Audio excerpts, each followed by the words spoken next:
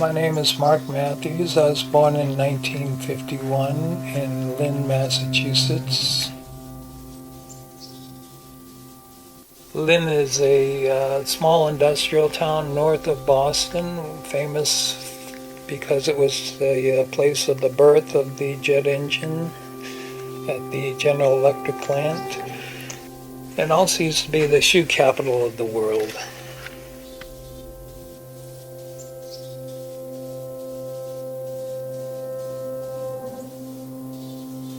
I didn't have any interest in visual arts when I was going to high school, Lynn Classical High School. I did study some art history at Brandeis University, but it wasn't until the winter of 1974 when I flew to the Dominican Republic that I became interested in wood sculpture. And I saw some sculptures from Haiti, which I was very interested in. One especially depicted a young woman with who was carrying a basket on her head, and her hair was flowing behind her as if being blown by the wind. But it cost $10, and $10 was a lot of money back then, and I decided I would go home and try to make my own.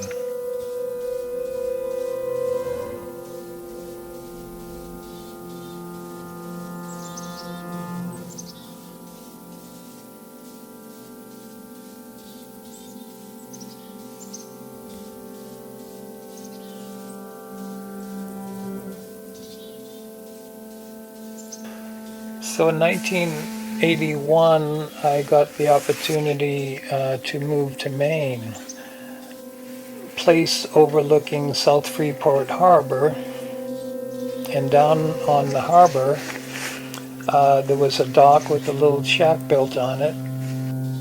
So I spent an idyllic 5 years living on the water and making my wood sculptures out on the dock and just brushing my wood chips into the harbor at the end of the day and watching them float out to sea.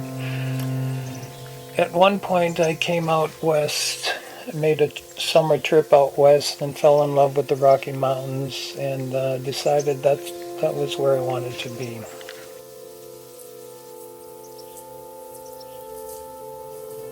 So in 1987, I moved out to Montana, worked on a farm, a ranch, and I probably would have lived on the ranch indefinitely, but so I had to move off in the spring of about, I think it was 1990. That first winter in Montana, I got a show got to show my work in Seattle, and I got a gallery in Palm Desert, California to carry my work. Unfortunately, I didn't have much money at the time, and I ended up living out of the back of my Ford Ranger pickup truck for about a year. That fall, I enrolled at the University of Montana and took a one-credit independent study in ceramics. In the meantime, I was still living out of the back of my truck. I would park just off campus, and about midnight, after I was done working in the studio, I would walk to the truck, hop in the back of the camper, a little camper top, and try to wake up before the town woke up, and I would shower in the old men's gym on campus and cook my food on a 2-burner stove in the kiln room, and dedicate most of the day to ceramic art.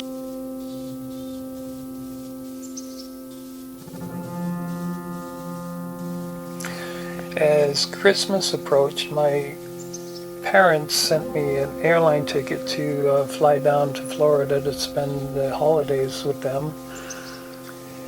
And I returned on January 1st, I think it was 1992, and I stepped off the plane in Missoula early in the afternoon,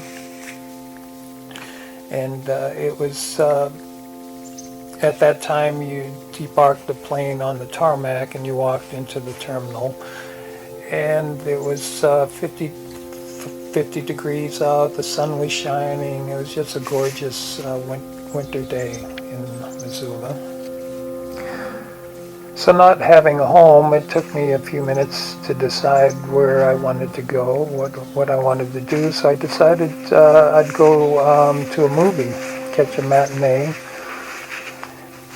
And one of the movies that was showing was Dances with Wolves, and that's what I decided on.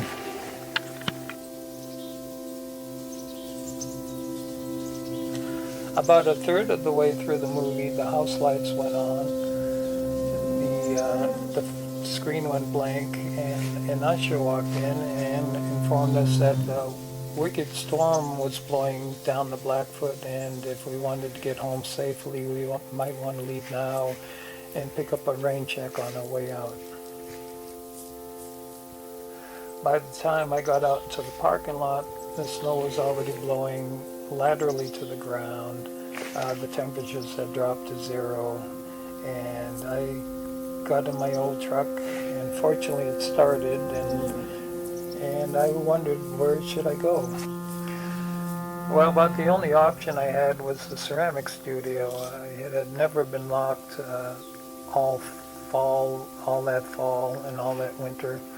And I drove over to the university and got out of the truck, hurried to the door, and this time the building was locked.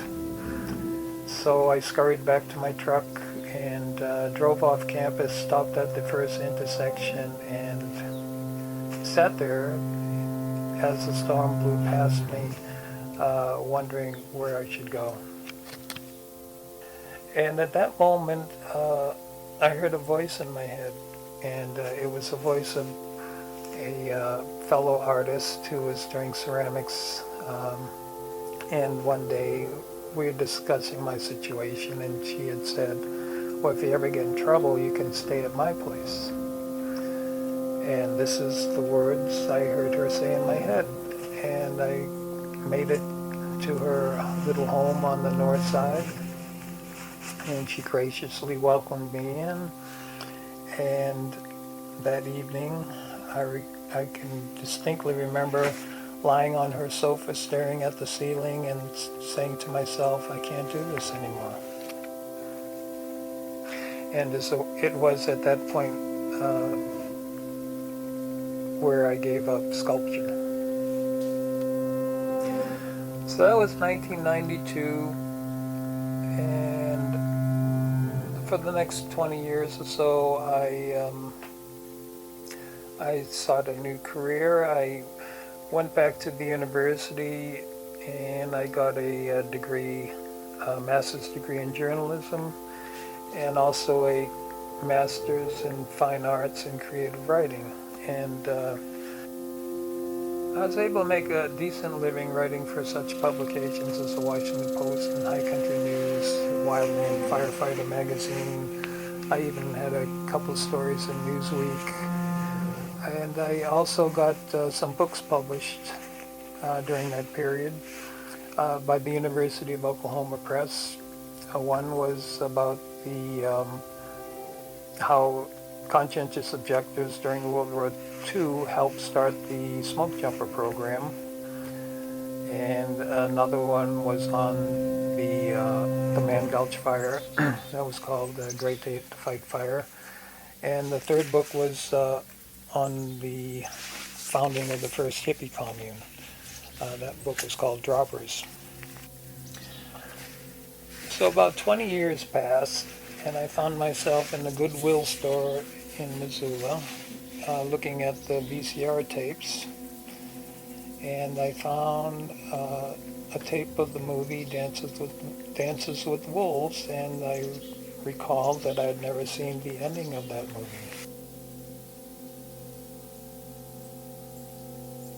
So I watched the movie that night at home and stopped it to go downstairs to get a snack. It wasn't the exact same place where the movie had ended 20 years before, but pretty close. And I was standing at the top of the stairs, and suddenly I started sobbing. And I'm thinking like, what am I crying about? The movie isn't even sad.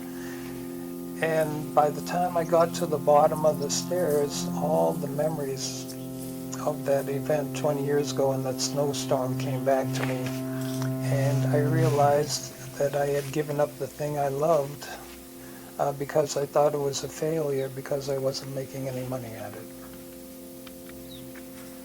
So at that point I decided I would start sculpting again, and I dug out my old tools and started experimenting again, and